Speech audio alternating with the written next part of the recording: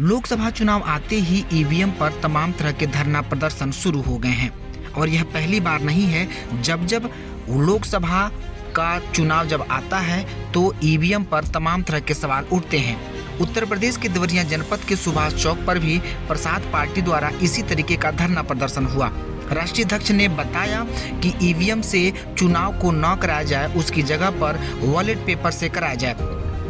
Party के कार्यकर्ताओं ने बताया कि जहां से ईवीएम की शुरुआत हुई थी, यानी जो अन्य देशों से शुरुआत हुई थी, वहां पर इन सभी चीज़ों को बैन कर दिया गया है। वहां पर भी अब वॉलेट पेपर से चुनाव कराया जाता है।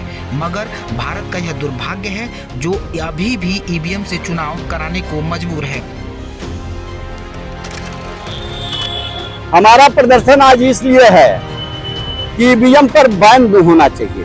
ईवीएम से चुनाव न कराकर बैलेट पेपर से चुनाव कराना चाहता। और दूसरा मांग यह है कि निषाद समाज को अनुसूचित जात की सुविधा दी जानी चाहिए।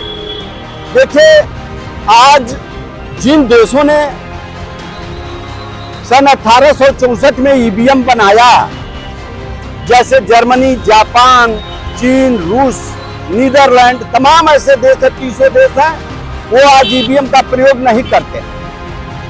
लेकिन 1999 में जब भारतीय जनता पार्टी के स्वर्गीय अटल बिहारी वाजपेयी जी प्रधानमंत्री हुए, वो ईवीएम का प्रयोग शुरू कराए, प्रयोग किए। और जब वो प्रधानमंत्री बन गए तो 2004 में पूर्ण रूप से पूरे देश में ईवीएम लागू कर दिए।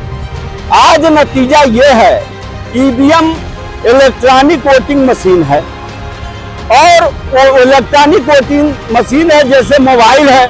हम मोबाइल से फोन आपको करते हैं, आप कॉल डाइवर्ट कर दिए किसी और पर, वो चला गया उनके पास, आप हमारे कॉल को। ऐसे ही हम वोट देना चाहते हैं समाजवादी पार्टी को, कोई हमको प्रसाद पार्टी को वोट देना चाहता है और वो वोट चला जाता है भारतीय जनता पार्टी के खाते में। इसलिए हम ये चाहते हैं कि ईवीएम पर बैन होना चाहिए। देखिए, तमाम ऐसे देश हैं जहां पर ईवीएम में बैन हो गया, लेकिन उस बेईमानी को लेकर के मोदी जी इसको बैन नहीं करना चाहते हैं। जैसे सुप्रीम कोर्ट के वकील चीफ जस्टिस के साथ तमाम जैसे जस्टिस जाकर के फ्लैग मार्च निकाले। आज पूरा देश त्रस्त है, भारतीय जनता पार्टी को कोई वोट नहीं दे रहा है, लेकिन ईवीएम के बल पर, बेईमानी के बल पर चुनाव भारतीय जनता पार्टी जीत जा रही है। इसलिए हम यह चाहते हैं, धरने पर बैठे हुए हैं कि ईवीएम पर बैन होना चाहिए। अगर ईवीएम पर बैन नहीं होता है तो हम लोग चुनाव का बहिष्कार करेंगे और निश्चित रूप से वोट नहीं देंगे और चुनाव नहीं होने देंगे। क्या नाम है आपका? प्रमोद निषाद एडवोकेट। हम आज दिनांक 1-2-24 फरवरी को हम धरना प्रदर्शन डिस्ट्रिक्ट देवरिया में बैठे हुए हैं, सुभाष चंद्र बोस चौक पर। हमारी मांग ये है कि ईवीएम मशीन जो चला है, इसमें क्या लगता है भारत सरकार को, मोदी सरकार को क्या लगता है कि क्यों नहीं बैलेट पेपर करा देती है? जब सारे लोग विरोध कर रहे हैं तो करके देखे, जब जनता उनको देगी तो 100% उनको मिलेगा। क्या जरूरत है ईवीएम लगाने की? जब रूस, चीन, जापान, अमेरिका सारे लोग प्रतिबंध लगा दिए, अब वहीं से इसका आविष्कार हुआ था, तो भारत में बाद में आविष्कार हुआ तो क्यों नहीं बंद हो रहा है? तो हम ये कह रहे हैं कि ये ईवीएम मशीन को बंद कर दिया जाए, बैलेट पेपर के द्वारा चुनाव कराया जाए। और निषादों का जो मांग है, निषाद चपरासी के लिए मर रहा है। निषाद को तमाम लोगों ने आया और प्रमाण पत्र कहा कि भाई अनुसूचित जाति का दर्जा देंगे, तो वो दर्जा देते देते अभी सरकार चली गई।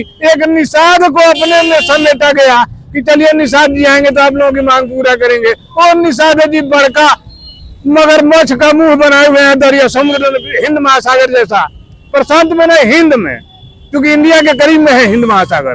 तो हिंद महासागर में मगरमच्छ का रूप बनाकर मुंह बाए बैठे हुए हैं। निषाद का मांग कहां से पूरी करेंगे? निषाद तो ये सरकार जियो नष्ट कर दिया, गरीबों को गरीबी नहीं, गरीबी मिटाया, गरीबी नहीं दूर किया। आज कहा जाए कि मैं देश आजाद है, मैं कह रहा हूं, भाषण देता हूं, मैं विद्यालय में बोलता हूं कि मैं गरीब हूं, गुलाम हूं, आजाद नहीं हूं, स्वतंत्र नहीं हूं। कहने के लिए 1947 में देश आजाद हुआ, आजादी तब मानी जाती है कि जिसका जितना पड़रा भारी संख्या जितना करे उसको है उतना हिस्सादारी। गरीबी का आंकलन सरकार नहीं करा सकती है। नहीं मांगे पूरी होंगी तो क्या करेंगे? नहीं मांगे पूरी को तो हम धरना वैसे क्या करेंगे भाई, उनके सामने लाठी डंडा नहीं खाएंगे, अपने घर जाकर बैठेंगे झोपड़ी में और क्या करेंगे, वोट का बहिष्कार करके वोट नहीं देंगे। क्या नाम है आपका? हमारा नाम मुखलाल मास्टर मुंडे रमेश हमारा घर है जी।